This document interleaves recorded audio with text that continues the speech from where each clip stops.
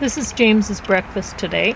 Spaghetti, squash, falafel, potato, turnip, or rutabaga, garlic toast, beets, and chickpea stuff with carrot juice. Or no, his is bell pepper juice. Mine's carrot juice.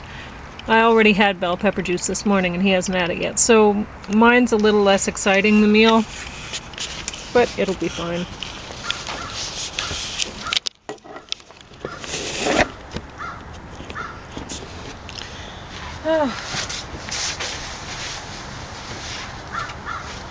So I'm still depressed, so I've told James I'm just going to go get some St. John's wort. It's not like I'm at risk of getting a sunburn lately. So I'll get on that at some point. And oh, this smells good.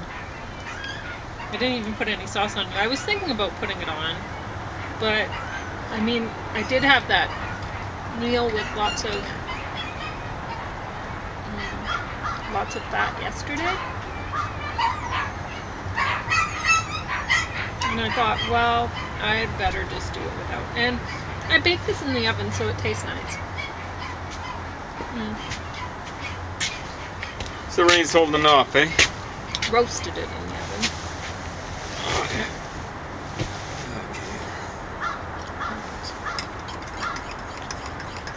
So today's spaghetti squash rather than spaghetti, because it's way healthier.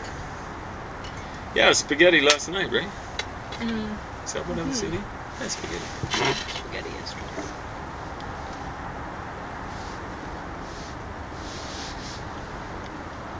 So we watched this show, Tell Me a Story, Season 1.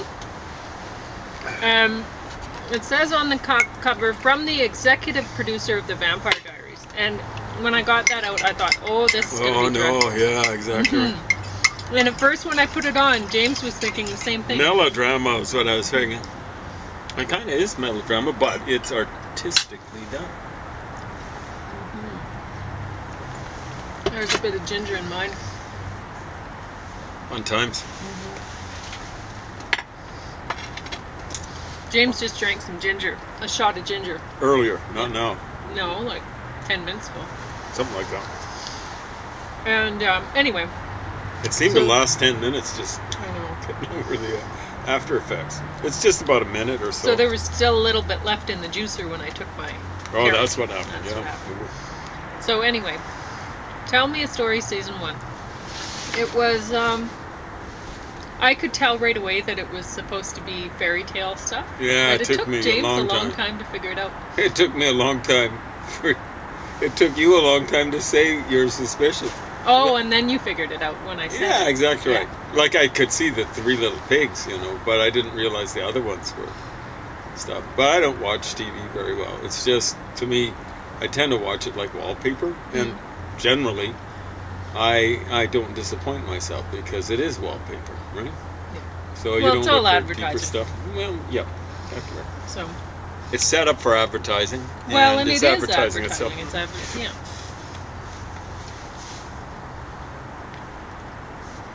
Yeah. I mean, the advertising between, like, during the commercial breaks, well, that stuff is just obviously made to sell a product. But the shows themselves, they're often made to sell an idea or sell a... And that's not including the built-in advertisements, like the big Coke machines and Lexus cars.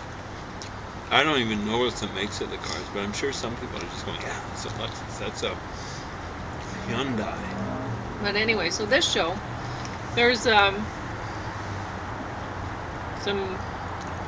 bad guys in the show, and there's some people that you think are good guys, and they turn out to be bad guys.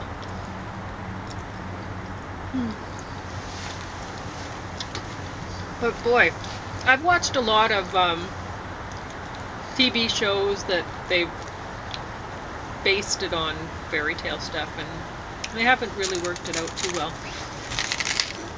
I mean, we watched Once Upon a Time, the series, but it was pretty Disney. I did like Rumpelstiltskin, that guy with the well, he was Scottish way too accent. good for that show. He was their token actor. Yeah. So. If he wasn't in the scene, the actors got lost pretty quickly.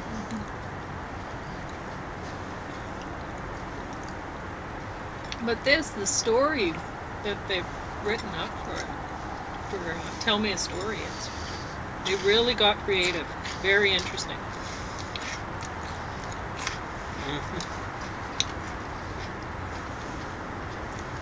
And grim. Very grim. Yeah. Grim spelled with 2 M's. I don't know if any of them were Grimm fairy tales, but he made that pun last night, and I was going to count it. So, I don't know really what to say about the show. I don't want to give any of it away, because it's definitely worth watching. Right through. Very good. I look forward to season 2.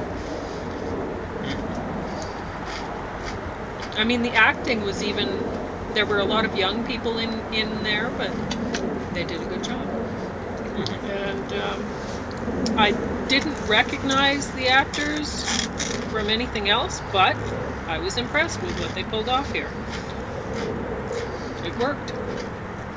Yeah, maybe it's so much the better they avoided the usual suspect of Hollywood actors. You know? Yeah, maybe it is.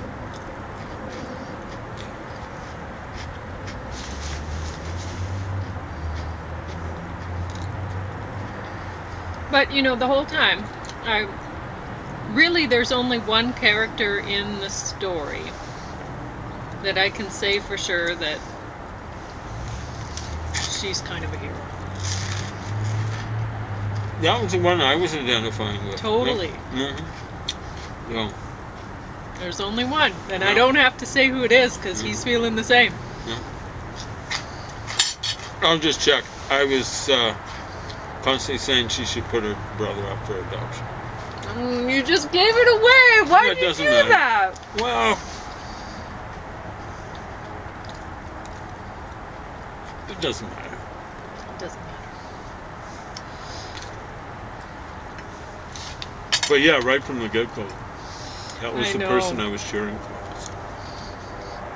Yeah, it's like a typical sort of zombie movie, actually, with those two characters. She's always having to rescue him. It's true. And you're thinking, oh, well, she'd be fine if it weren't for him, because, boy, he's going to get her in trouble again. There were a couple of times when she wasn't ruthless enough, but yeah, I mean, that comes with thrillers.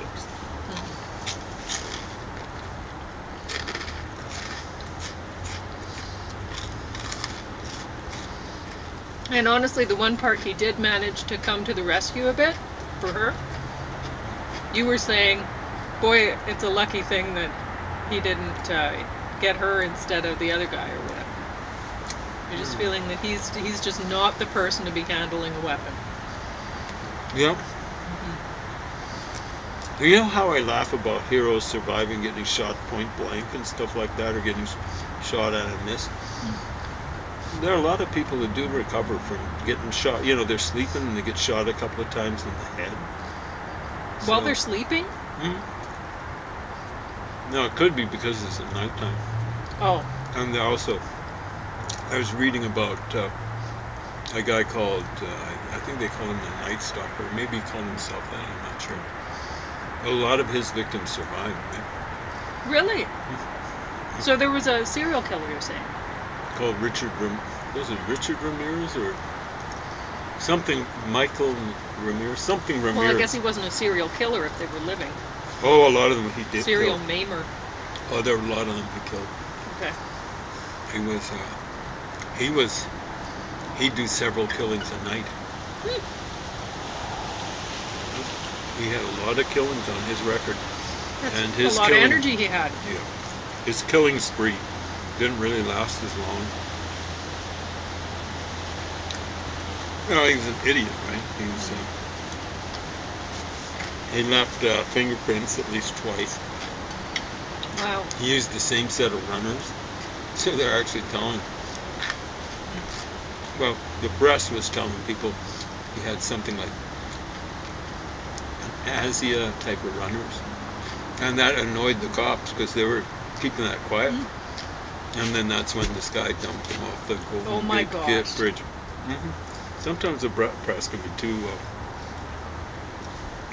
keen.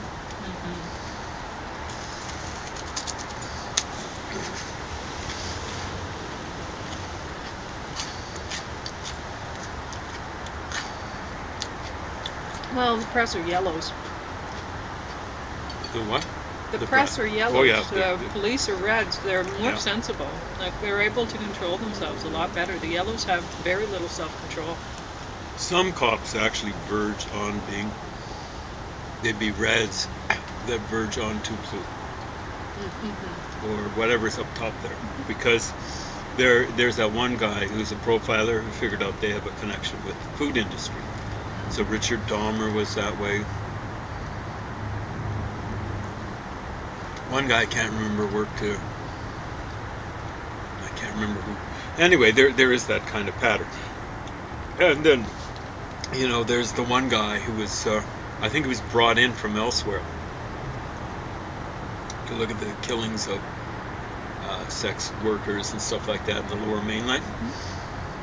I didn't think it took him very long. He said, you better check out Picton, you know, the pig farm. And they didn't follow up. There were guys, I think twice, Paul Bernardo, you know, the guy who was working with Carlotta Mocha. There was, I think at least twice, he'd been arrested or questioned. I think, questioned, basically. More than arrested. Now, I think one time it was just one of his acquaintances. Just said, hey, he's the Scarborough rapist or whatever. He's a rapist before he graduated to bigger and worse things.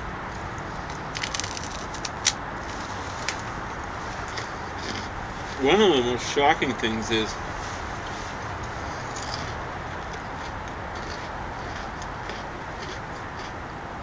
the Green River Killer. He was married 3 times. And all the killings, so far as they can tell, except 2, where was he when he wasn't married.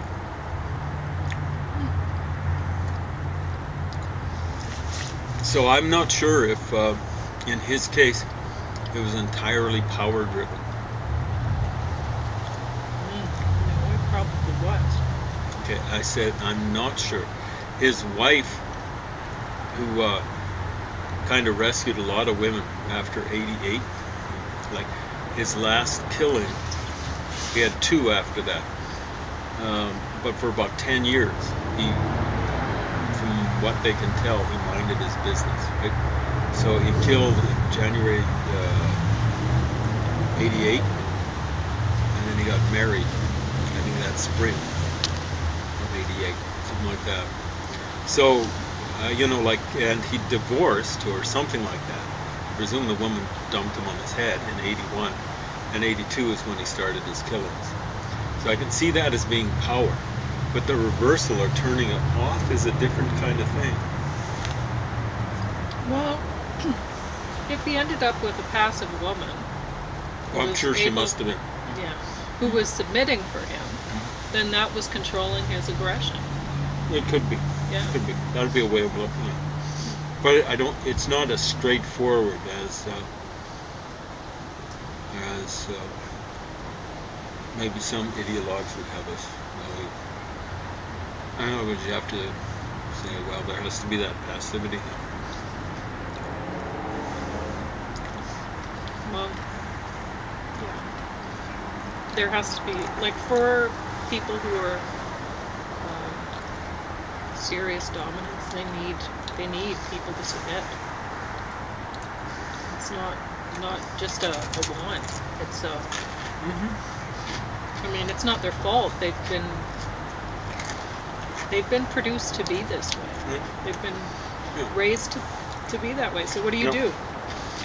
One pattern that seems to not to stand out, but maybe looked like a possibility is the anal rape connected with these dumb chimps. So. And I mean, as a passive person, you run across people that you see might have certain tendencies, and you go, well, am I able to accommodate this? Or, I don't know what can be done about it, because it's. Well, I mean, it shouldn't be the responsibility of passive people to go, gee, can I put up with this so that these people are controlled, so that they're not out anally raping and murdering innocent people. I'll just let them Yeah. anally rape me. So. Exactly.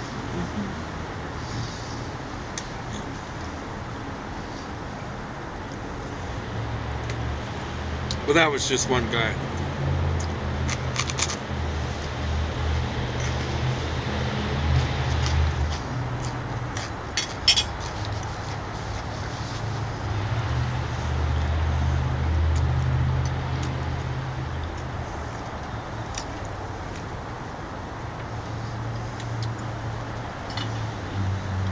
Anyway, definitely worth watching.